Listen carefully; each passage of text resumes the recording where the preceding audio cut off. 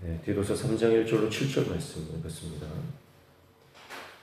1절에 보면 너는 그들로 하여금 통치자들과 권세 잡은 자들에게 복종하며 순종하며 모든 선한 일 행하기를 준비하게 하며 그들은 교회의 리더들 그리고 리더들을 포함한 모든 그레데 교회의 성도들이라고 볼 수가 있습니다. 예수 그리스도의 복음으로 변화를 받고 또 교회의 일원이 된 사람들은 같은 삶을 살 수가 없죠. 이전과 같은 삶을 살 수 없고 새로운 삶, 또 새로운 삶의 방식으로 인생을 살아가야 하는 것입니다. 그리고 오늘 이제 특별히 1절에 보니까 먼저 요구하는 것이 통치자들과 권세 잡은 자들에게 복종하며 순종하게 하라는 것입니다. 통치자들과 권세자들은 이제 교회 공동체에 있는 그 리더들을 넘어서는 사회적인 그 이제 권세자들이라고 볼 수가 있겠습니다. 그러니까 이 통치자들과 권세자들에게 복종하라고 하는 것은 교회가 단순히 교회 안에서만 서로 순종하고 서로를 섬기는 것이 아니라 교회는 사회적이고 공적인 책임이 있는 그런 공동체다라고 하는 것입니다. 그래서 사회의 일원으로서 사회적 책임을 다해야 함을 말씀하는 거죠.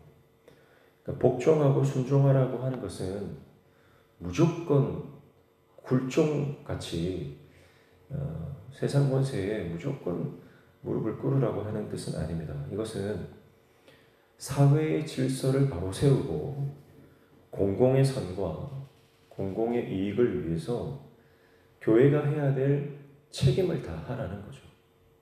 왜냐하면 세상 권세에 무조건 복종할 수가 없기 때문에 그렇습니다. 세상 권세자들보다 그들의 명령보다 가장 우선시 되는 것은 하나님의 명령이잖아요. 그래서 하나님의 명령과 세상 권세자들의 명령이 상반될 때는요, 우리는 무조건 하나님의 명령을 따를 수밖에 없습니다. 그러니까 세상 권세자들에게 복종하고 순종하라고 하는 것은 사회적 책임의 개념에서 우리가 이해하면 되겠습니다. 그래서 여기서 복종과 순종이라고 하는 것은 사회를 위해서 봉사하고 희생해야 하는 삶을 살아야 된다라고 하는 그 의미와 더 가깝다고 볼 수가 있겠습니다. 그리고 모든 선한 일 행하기를 준비하게 하며 그렇게 말씀했죠. 선한 일이라고 하는 것은 2장 1절에 보시면 오직 너는 바른 교훈에 합당한 것을 말하며 라고 했는데요. 바른 교훈에 합당한 일들을 이제 선한 일이다 이렇게 볼 수가 있겠습니다. 하나님께서 원하시고 하나님께서 기뻐하시고 하나님께서 인정하시는 모든 선한 일들이겠죠. 참고로 디모데전서 2장 1절 2절에 보면 성도의 의무가 나와요. 근데 성도의 의무 중에서 가장 중요한 것이 기도하는 것입니다. 그리고 그 기도에 빠지지 말아야 할 것이 있는데 그게 뭐냐면 세상 임금과 권세 잡은 자들에 대한 기도예요. 그러니까 우리가 이 세상 이 권세자들을 위해서 선한 일을 해야 되는데 가장 핵심적인 것은 바로 중보기도다라고 하는 것입니다. 그래서 우리는 나라를 위해서 기도해야 됩니다.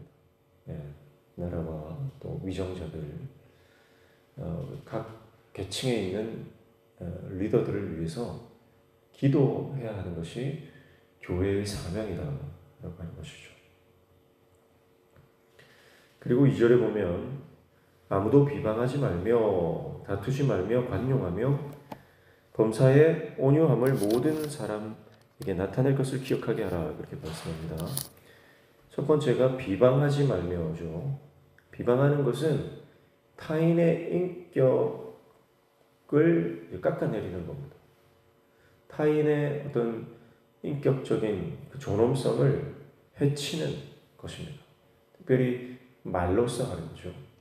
말로 그 사람을 인격적으로 공격하는 거죠. 언어 폭력입니다, 일종의. 그러니까 특별히 리더는 더 그렇게 해서는 안 되고요. 또 교인들이, 성도는 마땅히 이 비방하는 것을 그쳐야 한다는 것입니다. 교회 안에서요, 교회 안에서도 의견이 다르다고 비방하는 경우가 있습니다. 의견이 다를 수는 있지만 그 의견이 다른 사람에 대해서 인격적으로 그 사람을 모독하는 것은, 그것은 하나님께서 기뻐하지 않습니다. 그래서 다투지 말라고 말하죠. 두 번째는 다투지 않는다는 것은 평화로운 상태를 유지하라는 거예요. 그래서 그 평화를 깨는 자가 되지 말라고 하는 것이고요. 그 다음에 관용하며라고 했습니다. 관용한 것은 품는 거죠. 온유하고 친절한 성품입니다.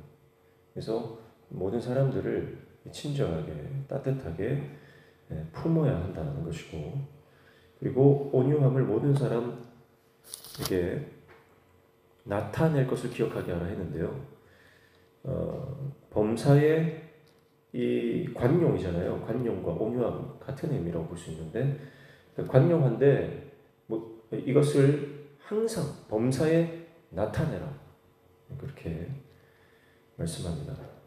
자, 나타낸다는 것은요, 단순히 그냥 내가 그런 태도를 살아가는 정도가 아니고요, 모두가 인정하는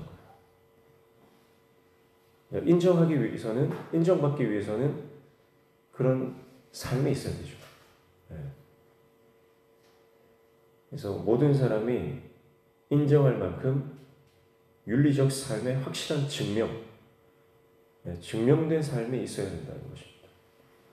그래서 범사의 모든 사람에게 내 안에 있는 관용, 내 안에 있는 그 온유함을 증명하는 삶을 살아라, 이렇게 말씀하죠. 그러면서 이 앞에 말씀했던 것들을 기억하게 하라, 그렇게 말씀합니다. 기억하게 하라. 왜냐하면 우리는요, 늘 잊어버리거든요. 어떻게 살아야 되는지, 어떤 태도로 성도를 대하고 세상을 섬기고 무엇을 위해서 기도하고 내 인생의 목적과 방향과 사명을 순간순간 잊어버립니다. 삶에 치이다 보면 여러 가지 문제를 거치면서 내가 시간에 쫓기고 일에 쫓기고 뭐 여러 가지 쫓기다 보면 망각하는 거예요. 인생의 본질적 사명에 대해서 망각을 하니까요. 그래서 항상 기억하게 하라, 이렇게 말합니다. 사실 이게 첫 번째는 이제 이것이 리더들, 특별히 디도, 목회자인 디도에게 주시는 서신인데요. 그러니까 목회자는 항상 성도들이 사명이 뭔지 깨닫게 하고 기억나게 하고 하나님의 말씀이 계속 생각나게 하고, 그것이 목회자의 사명이고요. 그리고 모든 리더들과 또 교회 성도들도 마찬가지입니다. 3절에 보니까 우리도 전에는 어리석은 자요, 순종하지 아니한 자요, 속은 자요, 여러 가지 정욕과 행락에 종노릇한 자요, 악독과 투기를 일삼은 자요, 가증스러운 자요, 피차 미워한 자였으나, 이렇게 말해요. 3절을 시작할 때 생략된 게 있는데 왜냐하면이라고 하는 단어가 생략되어 있습니다. 그러니까 1절, 2절을 받는 거죠. 1절, 2절의 말씀을 붙들고 살아야 되는데 왜냐하면이라고 했으니까 3절 이하는 그 근거, 그 이유가 되는 겁니다. 그러니까 1절, 2절의 삶을 살아야 될 이유가 3절이다라고 하는 거예요. 자, 그러니까 우리가 변화되기 전에는 어리석고 불순종하고 속이고 정욕과 횡락에 종로도 됐고 악독과 투기를 일삼았고 가증하고 미워하던 인생이었다. 그런데 4절부터 6절 보니까 하나님이 구원을 베푸셨고 우리는 7절에 상속자가 되었다. 그 은혜로 영생의 의로운 상속자가 되었다. 그러니까 이러한 삶을 살아야 하는 것이 마땅하다. 그렇게 말씀하는 거죠. 자, 3절에 나오는 이 모든 어리석고 불순종하고 이 모든 것들은요, 단순한 우리가 도덕적으로 좀 부족하다 그런 의미가 아닙니다. 불순종하고 죄의 종노릇하고 우리 안에 악독과 투기가 있고 가증한 미워하는 이 마음들이 있는 것이 단순히 좀 우리가 인격적으로 덜 돼서 교양이 없어서 훈련을 못 받아서 그런 상태가 되었다라는 것이 아닙니다. 이것은 도덕적 차원의 부족함이 아니라 하나님과 단절된 인간의 실존을 말하는 겁니다. 예수님 안에 있지 않고 예수님 밖에 있는 사람들의 그 마음의 본성과 그 삶의 현 주소, 그것을 말하는 것이죠. 그러니까 여러분, 예수님 밖에 있으면요, 그 인생이 악독한 것들로 가득 찼다. 그러니까 그 안에서는 그 어떤 아름다움도 찾아볼 수 없다. 예수님 밖에서 그 어떤 영광스러움도 찾아볼 수 없다. 예수님 밖에 있으면 생명조차 없다. 그 안에는 모든 불의와 악한 것들로 가득 차서 죽음으로 내다를 수밖에 없다. 그 안에는 고통밖에 없는 거죠. 그게 단순한 어떤 윤리적 차원의 문제가 아니라 생명의 문제다. 예수님 밖에 있으면 인간의 실존이 이런 것이다. 그것을 말하는 거죠. 그런데 그랬던 우리를 4절에 보면 우리 구주 하나님의 자비와 사람 사랑하심이 나타날 때에 그랬어요. 하나님께서 우리를 사랑하시고요, 하나님의 그 자비로 나타내셨다는 것. 자, 5절에 보면 우리를 구원하시되 우리가 행한 바 의로운 행위로 말미암지 아니하고 오직 그의 긍휼하심을 따라 중생의 씻음과 성령의 새롭게 하심으로 하셨다 말씀해요. 행위가 아니라 그분의 긍휼하심이다. 성령으로 말미암아 우리를 죄 씻음과 또 새 사람이 되게 하셨다. 우리 죄를 씻으시고 우리를 새 사람 되게 하셨다. 그뿐만 아니라 6절에 우리 구주 예수 그리스도로 말미암아 우리에게 그 성령을 풍성히 부어주셨다. 성령으로 충만케 하셨다. 그게 하나님의 구원의 역사고요, 하나님께서 우리에게 베풀어 주신 놀라운 구속 사역입니다. 그래서 그 결과가 뭡니까? 7절 우리로 그의 은혜를 힘입어 의롭다 하심을 얻어 영생의 소망을 따라 상속자가 되게 하려 하십니다. 그 하나님의 은혜로 우리는 영생의 의로운 상속자가 되었다. 그렇기 때문에 우리가 1절, 2절 그런 삶을 살아야 된다. 통치자들, 권세자들을 위해서 기도하고 교회를 섬기듯 사회와 또 공공의 선을 위해서 날마다 헌신하고 희생하고 봉사하는 인생이 되어라.